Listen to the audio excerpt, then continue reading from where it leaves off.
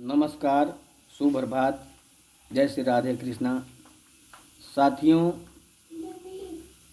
देश का विकास तभी संभव है जब हमारे गांवों का विकास होगा, और गांव का विकास तभी संभव है जब गांव में बेहतर लोगों को हम चुनेंगे पंचायत स्तर पर, क्योंकि गांव का विकास किए बिना देश का विकास असंभव है। लेकिन हम लोग गाँवों में जब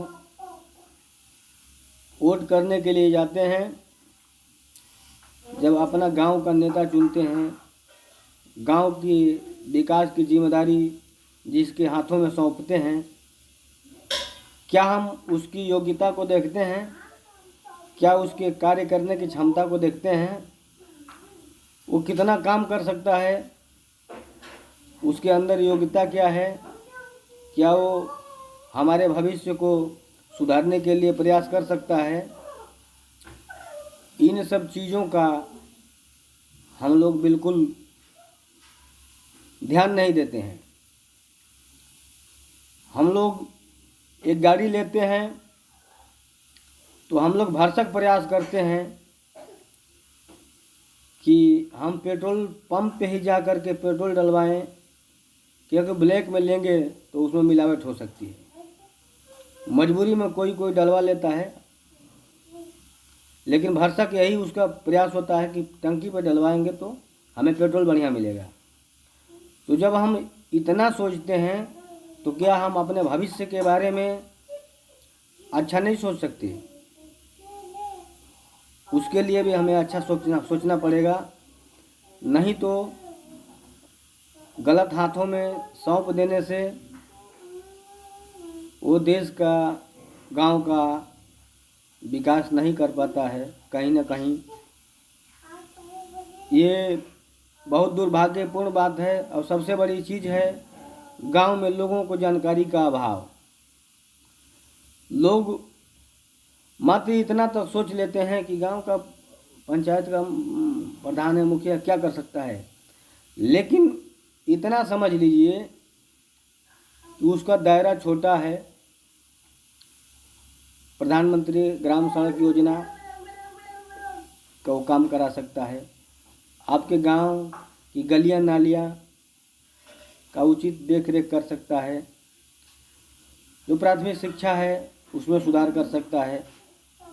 अगर आपको पानी पीने की व्यवस्था नहीं है, पानी की व्यवस्था कर सकता है, साफ सफाई की व्यवस्था करा सकता है। उसके अंदर जैसे मनरेगा में गरीब आदमी के लिए जो योजनाएं आती हैं, गरीब आदमी को जो सरकार रोजगार की गारंटी देती है, उसको बेहतर तरीके से करके गरीब आदमी को दो रोटी की व्यवस्था कर सकता है। लेकिन इन सब योजनाओं के बारे में जानकारी नहीं है, ख़ास तौर से गांव के लोगों को, तो आदमी का एक भावना हो जाती है कि वो क्या करेगा। नहीं, वो प्रधान से शुरू होकर के प्रधानमंत्री तक हमारे देश की व्यवस्थाएं हैं। हाँ, दायरा छोटा बड़ा हो जाता है, जो छोटा स्तर पे है तो उसको छोटा दायरा दिया गया है, लेकिन आपके जो विकास की बुनियादी सुविधाएं हैं वो खुद कर सकता है। उससे नहीं होगा तो ऊपर जा कर के बात कर सकता है कि हमारे यहाँ ये समस्याएं हैं, इसको करने की आवश्यकता है।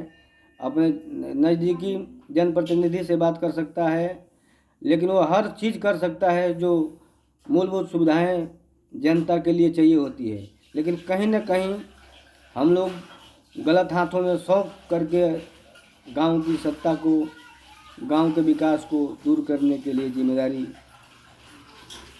हम लोग उसके लिए जिम्मेदार हैं। क्योंकि अगर सही हाथों में सौंपेंगे तो कहीं ना कहीं गांव भी सुंदर स्वच्छ बन सकता है, बेहतर हो सकता है।